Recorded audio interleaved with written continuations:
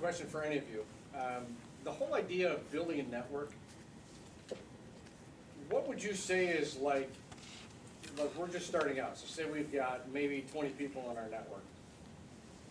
What do you think is the time investment, longevity-wise, to really gain some momentum in the whole concept of really starting with social media from a business, for trying to build momentum for our business with it? I'll start, and I think everybody's got something on this one. Momentum is the key word. You want to create momentum and buzz about yourself independent of number of contacts. Would you rather have 50 carefully vetted strategic contacts that are in place for mutual gain, that you can leverage, that you have great relationships with, or 150, 200 connections that are somewhat scattered across industry, very loose, sporadic content? Maybe you don't even remember when you linked in with them. Makes it tougher to leverage. There are people who, depends on how you define your rules of engagement, if you're a guarded connector or an open connector, the more open connection leads to greater networks, and some people might fall in between the cracks because you're asking for a greater time commitment now to manage them. So I always advise clients to take on what they feel they can manage and give them realistic goals. Jason? It goes back to what I said before. FaceTime and online networking, I think you need to do both, and the tools out there, LinkedIn, Twitter, all those tools are so important to manage your relationships. If you meet people offline, you can use those tools to manage them online. You can also, great way to meet people online first, you can take them offline. It's not always possible, but the tools are a lot easier to manage, a lot more people with those tools and let them know what you're doing versus one-on-one every single time. You just can't do that.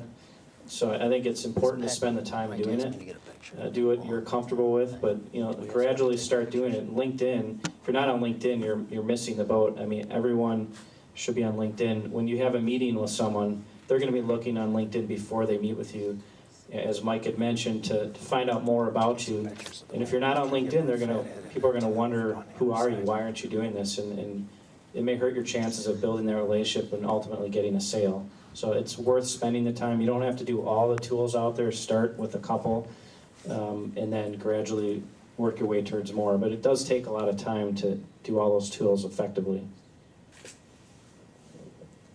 And I'll just say I think it's important to remember to have a marketing plan Both sides. before you really start diving into any of this social media, because if you don't have a roadmap of where you're going to go, you're not really going to be using the tools effectively because you haven't identified your target market, you haven't identified what kind of messages you want to send out, and you're going to be just wasting your time. So start at the beginning with a marketing plan and work out from there, and then you'll decide, depending on your product or service, maybe besides LinkedIn, which platform, Facebook, Twitter, whatever, you want to use to promote the product or service.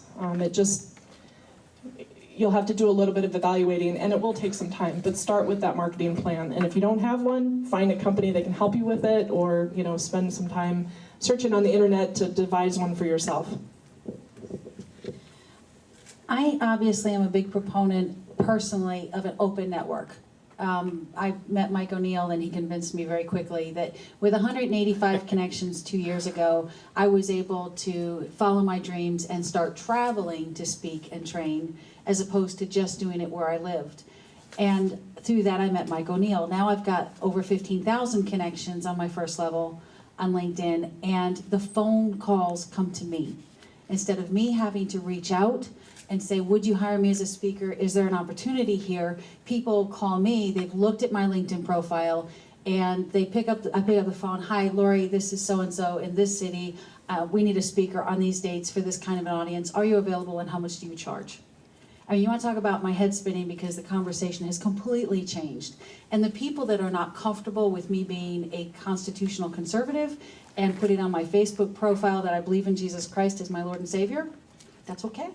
You know what? Because they're not going to call, or they're not going to get 3 weeks into a project and say, we're just not comfortable with Lori. If they have never met me, they are completely comfortable with Lori, or they're not.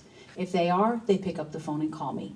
And we've got more business, then we know what to do with. We're having a blast being able to choose the projects we want to work on, go to the places we want to travel to, speak to the people we want to speak to, and then we have partners that we give all the other work to because it's just coming in the door. So your network really, really can define the opportunities that come in the door. Even for executives in transition need 250 to 300 people in their network, not just their peers, people a step above you, people a step below you, because those are the people that are going to introduce you to your next opportunity. I'll just wrap it up quickly. With any answer to social media, it depends, but your targets are aggregating somewhere. So if you kind of do your homework and figure out what content they like, what value they like, where they're at, you can get momentum really, really quick. You just have to do your homework and come up with a strategy that's well executed, and you can get running quickly. If you don't, if you're kind of all over the place, we have a blog, we have a Facebook page, we are just putting things out there, it's gonna take a long time. But if you do your homework, you can get it going quick. Because they're out there somewhere. You just have to find out where they're at and what they want.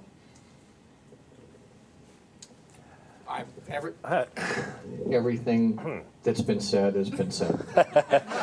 We got a Everything couple. that's ever been invented is done. Let's go on. Let's hear about another topic. We got a couple of other questions. So, Mike, how'd you get all your LinkedIn connections? From Montclair, New Jersey. I'm at 28,500 or so on LinkedIn right now. 30,000 is the max. So I have eliminated almost 1,000 people from my network to keep it under. And I was able to go and identify folks that are fake profiles. Their first name is A, their last name is B. They've got 500 plus connections, they belong to 50 groups, and they have no profile and no picture. So they're gone. And I've already got rid of them, so we're kind of digging a little deeper now. I use tools for it, and one of the tips, I'll give you a really, really great tip here, one of the best tips you'll get, not that I want to compete on tips, anyone, but you're going to exchange some business cards with some folks here. Won't those be good people to connect to on LinkedIn? Don't you think so? You go to LinkedIn session, I mean, you're all going to be all jived up tonight. You're going to want to go do your profiles. You're going to want to invite. These are the people to invite here. But I used a tool. I used a tool called toplinked.com. And I'm a LinkedIn lion. There's sort of promiscuous networking societies out there. And it really works. You can get to 10,000 connections in about 14 months using these strategies. We used to teach classes on it, and the folks in class, just in class, are adding 300-400 connections in class. Now, there's a difference in the world here. When you're connected to someone's network on LinkedIn, you're connecting to their whole network, not just the person. So if you're making a really big decision about a person, you're missing all the Verizon people behind the scenes out there. Because you're connecting to a network, you're not connecting to an individual. And I understand the concept of the person representing the people behind them, but it doesn't apply to me. The people in my network are not people that I know who they are, and certainly one shop over the fence over there, it's not that way. So I use tools for it, and also everywhere I go, you can click here to invite me. We've got a little invite, there's a blog post we did, and a little button you can click on the little button, and it'll take them right to your profile and have them invite you right there. I mean, it loads everything on up, and it's a post that we did. So these little things add up. But you're looking toplink.com, LinkedIn Lions 1 and 2, and also inviting lots of people. I actively invite people. I go get new invitations every month. I have to go beg. Lori gets 500. I got to beg for 150. I'm cuter. She is cuter. Better looking. Oh yeah, and she knows someone specific back at corporate, and we're paid users, so we use the system differently for support than if you're a free customer. You're begging for support as a free customer. We're demanding what we paid for when we do support, and we get answers pretty quickly.